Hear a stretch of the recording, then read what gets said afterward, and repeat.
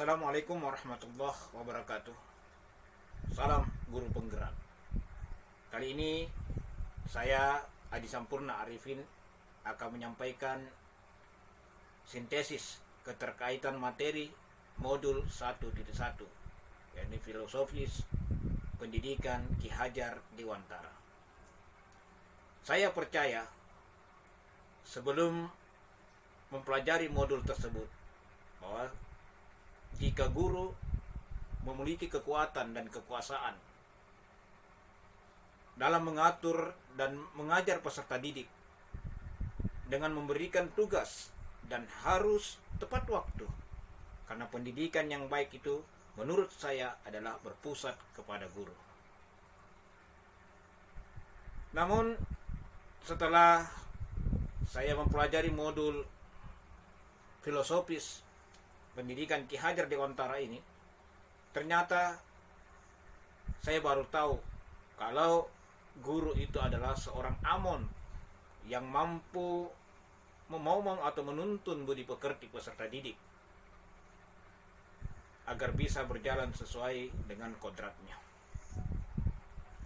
Di mana dalam filosofis pendidikan Ki Hajar Dewantara ini kita dapat diajarkan tentang apa itu menuntun.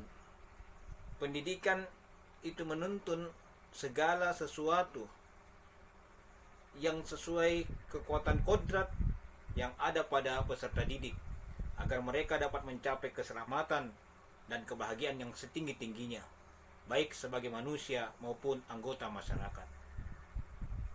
Ini sesuai dengan filosofis atau trikonsep yang diajarkan oleh Ki Hajar Dewantara, yakni Ingarso Sungtolodo, di mana guru berada di depan sebagai teladan yang layak ditiru oleh peserta didik. Dia menuntun peserta didik tersebut. Kemudian kita tahu bahwa di samping itu ada juga pembelajaran tentang budi pekerti. Pendidikan tentang budi pekerti, di mana watak karakter adalah bersatunya perpaduan harmonis antara gerak pikiran, perasaan dan kehendak atau kemauan sehingga menimbulkan tenaga semangat. Disinilah berfungsi yang namanya Ingmagdia Mangkarsah, di mana kita sebagai guru berada di tengah, yaitu memberikan semangat dan motivasi kepada peserta didik.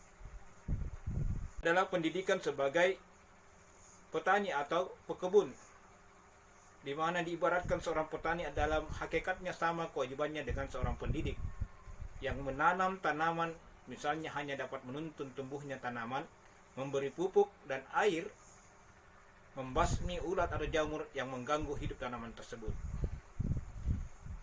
Kita sebagai guru layak sebagai petani, di mana selalu menyiram atau memberikan arahan, memberikan nasihat-nasihat kepada peserta didik dalam hal tentang kebaikan.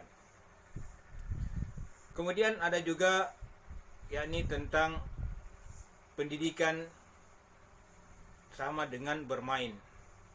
Jadi bermain adalah kodrat anak, pikiran, perasaan, kemauan dan tenaga yang menghasilkan cipta, karsa, karya dan pekerti sudah ada pada diri anak.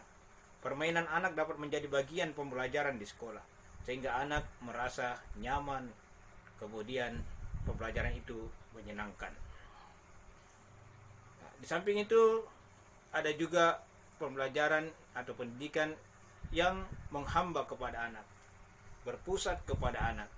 Peserta didik diberikan keluasaan untuk mengeluarkan ide kreativitasnya agar bisa berkembang sesuai dengan keinginannya, sesuai dengan kenyamanannya dalam proses belajar mengajar. Disinilah berfungsi yang namanya tutwuri handayani. Kita sebagai guru berada di belakang, mendorong peserta didik untuk mengeluarkan ide-idenya. Bagaimana dia berkreativitas, bagaimana dia mengembangkan apa yang ada dalam dirinya, kemampuan apa yang bisa dia kembangkan. Di sini kita mendorong peserta didik tersebut untuk betul-betul melaksanakan pembelajaran yang nyaman dan menyenangkan tersebut. Kemudian apa yang menjadi kesiapan saya untuk menerapkan di kelas sesuai dengan mencerminkan Ki Hajar Dewantara? Yang pertama adalah saya akan mengadakan kolaborasi dengan rekan kerja atau teman-teman guru, tentu dengan adanya dukungan dari pimpinan sekolah, kemudian guru-guru, rekan sejawat, kemudian siswa itu sendiri dan para orang tua siswa, dalam hal ini komite sekolah, menyepakati apa yang menjadi belajar yang aman, belajar yang menyenangkan, dan semua berjalan dengan baik. Saya kira inilah yang menjadi sintesis atau keterkaitan materi daripada modul 1.1. Demikian, Assalamualaikum warahmatullahi wabarakatuh. Salam guru penggerak.